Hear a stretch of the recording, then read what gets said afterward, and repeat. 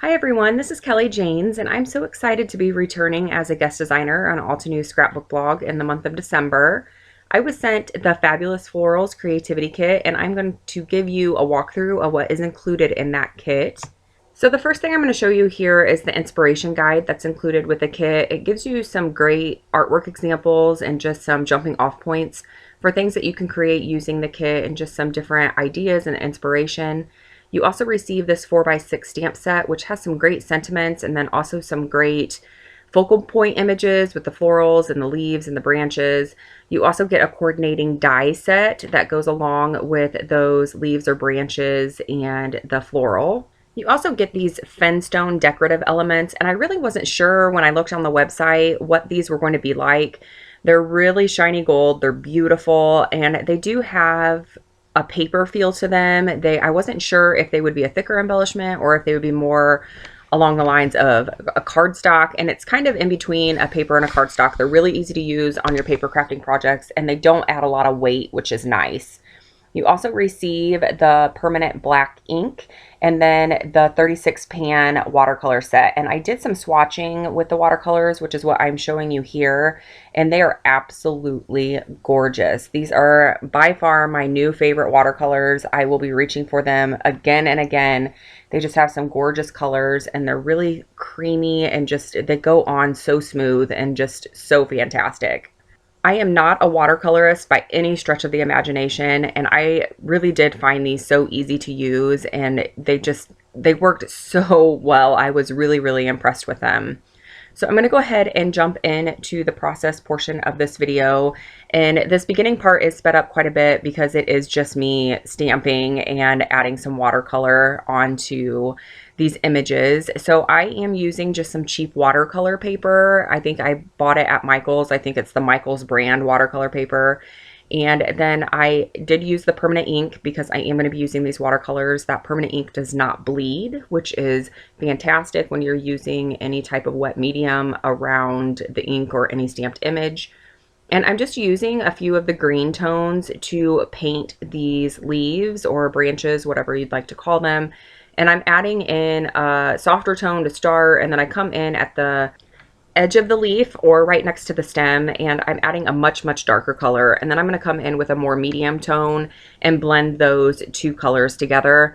If you color with Copics, which I don't color with those very often, but from the videos I've watched, it's a similar technique. And I'm just blending those colors out. I just wanted to have some color variation on these branches just to give them a little bit more depth and detail. So here you can see the color variation, and I really like how that turned out. I was not very careful, not trying to stay within the lines, and it worked beautifully. I was just really impressed with these colors and how well they blended together.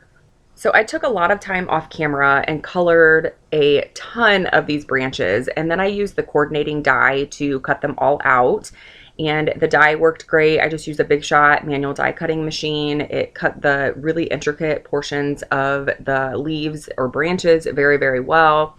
And here I'm showing you the photo that I'm going to be using today. I'll talk a little bit more about that later on in the video. But my idea for this layout, because I knew that I was going to be guest designing in December, was to try to create a Christmas layout using this floral creativity kit. And when I think florals, I don't automatically think Christmas or think winter. So this was really a challenge to myself to figure out a way to make this kit work for the season that we were in, because I am a seasonal scrapbooker. I don't like to scrapbook Christmas layouts in the summer or Halloween layouts in the winter. I like to really stay within the season. I just find that I'm much more inspired when I scrapbook that way. So my idea was with these branches was to create a wreath. And I didn't want to create the traditional round wreath, so I thought that I would create one of the horizontal wreaths, and I'm assuming that those are called wreaths. I don't really know the technical term for what those are called, but in my mind, that's what they are.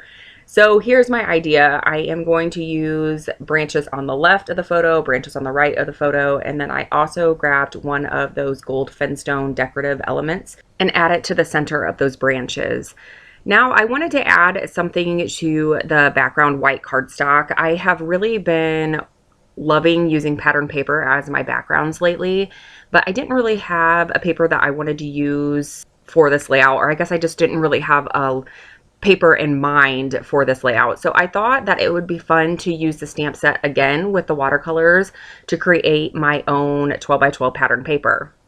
So I took one of the stamp sets, or one of the stamp sets included in the stamp set. It's this trio of dots. And then I took some of the watercolors, and this is just the red watercolor that's included in the pan set. And I added it to some packaging, and I'm using that watercolor as an ink, and then I'm just stamping all over the background. Again, this part is really sped up. I just wanted you to be able to see the whole process on how I added this to the background. And some of the dots are brighter than others, and I like that variation. I feel like it gives some nice detail to the background, and I'm really, really happy with how this turned out. I feel like it definitely makes the layout more interesting, having a little bit of a pattern on that background. So now comes the point in the layout where I need to decide what I'm going to do for my title. So I grabbed these holiday script word dies from Altenew that I have in my stash.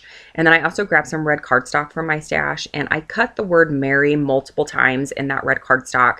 And I have already layered the word together numerous times. I'm trying to make it thicker. I wanted it to have almost a chipboard feel. So here you can see I'm just using some liquid adhesive, and I am just lining the layers up with each other to add some depth and dimension to that word, and it ends up fitting perfectly within the branches, and I love how it turned out. It could not have fit better. So here's my idea for how the layout is going to come together. I have the branches positioned. I also grabbed some red ribbon from my stash, and I'm going to add that to the center of that gold finstone decorative element. Now I'm just trying to figure out where I want to position the title. I think it looks best underneath the finstone element, so that is where I'm going to position it. I wanted that gold to be a little bit more prominent, so I cut another one of those finstone elements and I added it just right directly underneath the first one, and that just makes it a little bit larger on the background. I decided that I needed to add a little bit of context to the photo. I don't always add journaling to my layouts, but in this instance, I felt like I needed it because the photo, it's not very clear what's happening in the picture. So I typed my journaling out, but because I had stamped on the background, the journaling wasn't going to blend in with the background. So all I did was do that same technique with the stamp and the watercolor, and I added the color onto the journaling strip, so that way when I add it to the background, it will blend in with the background. So I guess this would be a great time to talk about what's happening in the photo. That photo was taken Christmas morning, I believe last year, and every Christmas we get together at my parents' house, all of my siblings and nieces, nephews, our spouses, we all get together and have Christmas together, open up gifts. And my parents still live in my childhood home. They have lived there almost 45 years now.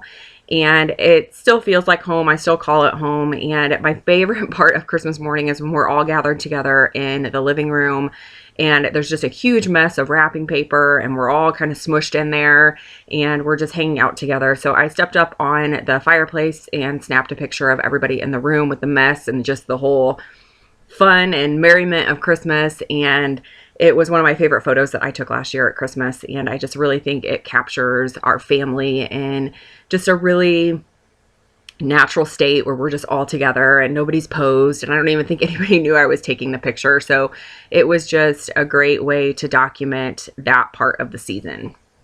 So now I have the task of gluing down all of these branches, and I basically just used my liquid adhesive, added a little dot to the very tip of the branch, and then just started layering them together. It took a little time to put it together that way, but I really like how it turned out. There is so much dimension with those branches because I only added the adhesive to the very end of the branch that they kind of naturally lift off the page. And anytime that I can add dimension or texture to a layout, I am going to do that because I love that part of scrapbooking. It's such a two-dimensional hobby, but when you can add little pops of dimension like that, it just makes it all the more fun. So here I am just getting everything arranged and making sure that I like how it's looking. I started out by adhering things down, and I made the wreath a little bit too large. It almost looked like wings going up the page instead of just branches kind of going across the page. So I'm just working on repositioning a few things here and there, and I'm going to go ahead and get those gold decorative finstone elements adhered down, and I just really like that extra pop of gold that those bring. It's just another fun dimension and texture on the background. I did add some dimensional foam behind the photo, and I'm going to tuck it in underneath that finstone element on the top. And I'm just making sure everything's lined up and that everything is straight. And I'm going to bring the ribbon in. Again, I just use liquid adhesive to adhere all that down. I find that liquid adhesive is the most permanent adhesive that I have found so far, and it just really seems to hold the test of time with the layouts being in my scrapbooks and just kind of hanging around on my shelf, to be honest. I don't typically put my layouts in scrapbooks very often. I like to be able to hold them by hand and really check out the dimension and things that are going on with the layout. So I just think that that is fun to be able to keep them in your hand and see all of that texture. So the last few bits of this layout are just going to be me adhering things down. I'm going to finish getting this ribbon down, and then I'm going to go ahead and get the title adhered down. And then I will come in with my journaling strips. I did use my Xyron sticker maker to add the adhesive to the back of those strips, and then I will come in with liquid adhesive and add it to the very edges of the journaling strips. I just feel like that, again, holds it down just a little bit better. And I will use the Altenew date stamp to add the date to the layout, and these are the still shots, so you can see everything in a little bit more detail. You're going to see all of the dimension with those branches, and I just think that's so fun how that turned out. I do want to give a huge thank you to Altenew for asking me to guest design again. It was an honor and a pleasure, and I had so much fun working with this creativity kit, and I do want to thank you all so much for watching. I hope you all have a great weekend. Thanks.